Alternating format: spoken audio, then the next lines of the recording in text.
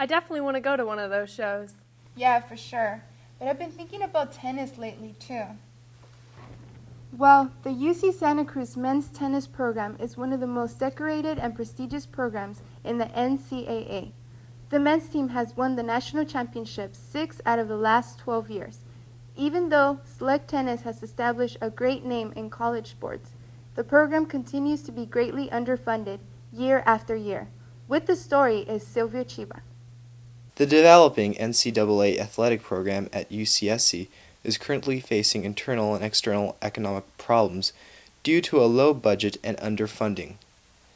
Many teams have to generate their own funds through fundraising and grassroots donations in order to travel and compete against other colleges in their conference.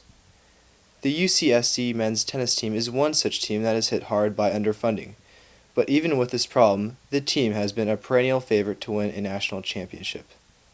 Entering his 28th year as head coach of men's tennis at UC Santa Cruz, Bob Hansen has established Slug Tennis as one of the most acclaimed and renowned NCAA sports programs in the country. He has led the Slugs to the Final Four of the NCAA Team Championships 17 out of the past 20 years, and also has produced over 100 All-Americans. Coach Hansen has a first-hand account of how and why underfunding plays a role in sports at UCSC. Why is the tennis team underfunded, and what are the reasons behind it? That's a big question. I don't think it's just a problem with the tennis team. I think all the teams are underfunded. And I think it's just that sports at Santa Cruz started after a lot of other things were established. So we've been kind of behind the eight ball since the inception of sports.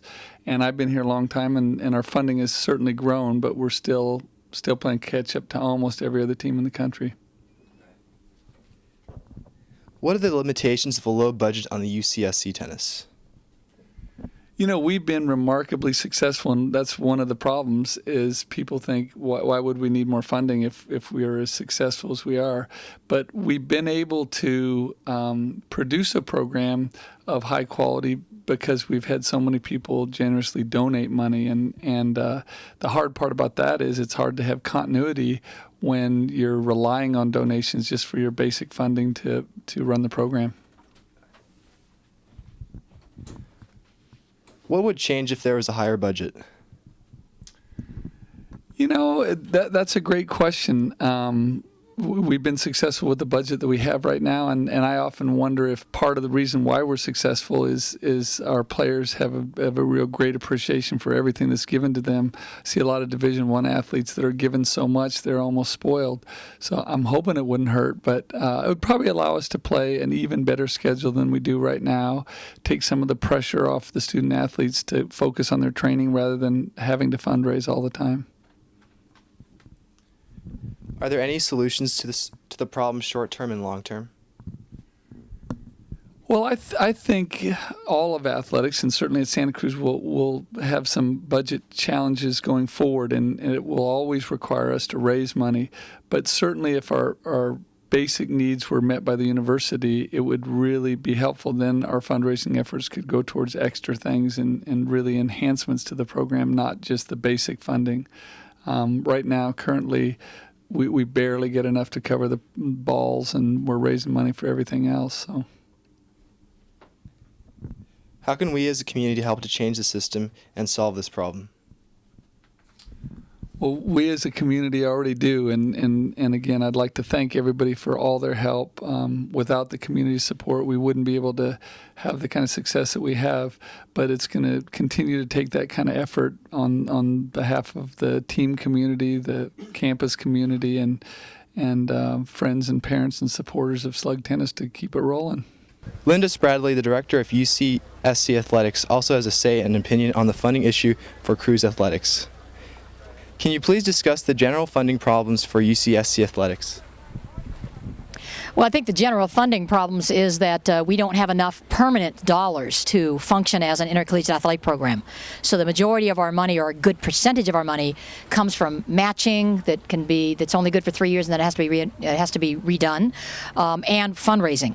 And the reason that this becomes a burden to us is because so much of the money that we use to function as a department is raised money. It's what's called soft money. It's not permanent money. And that puts a real strain on our ability to do what we need to do, to plan ahead financially, to buy what we need to buy, because it's up and down. If you have a parent with a lot of money one year and not a parent with a lot of money the next year, a program can be plus $5,000, you're in the hole by $5,000 because of one parent. So this is the situation that's created by not having permanent dollars to meet our basic needs. As for now, UC Santa Cruz athletics will continue to gain acclaim and acknowledgement due to hard work and perseverance. Only time will tell if the athletic budget funding problem will ever be solved at UC Santa Cruz. Reporting for Banana Slug News, this is Silvio Chiba. We slugs sure are good with balls, but what we're really known for is our greenness. 3 more UCSC dining locations have received recognition from the Monterey Bay Area Green Business Program for volunteering to operate in a more environmentally responsible way. To be certified green, participants must be in compliance with all regulations and meet program standards for conserving resources, preventing pollution, and minimizing waste. In non-food related news, our campus is in a town known for its skateboarding. However, the activity itself is not allowed on campus. Many students find the reasons for such rules questionable. We go now to Frankie Bourne for more.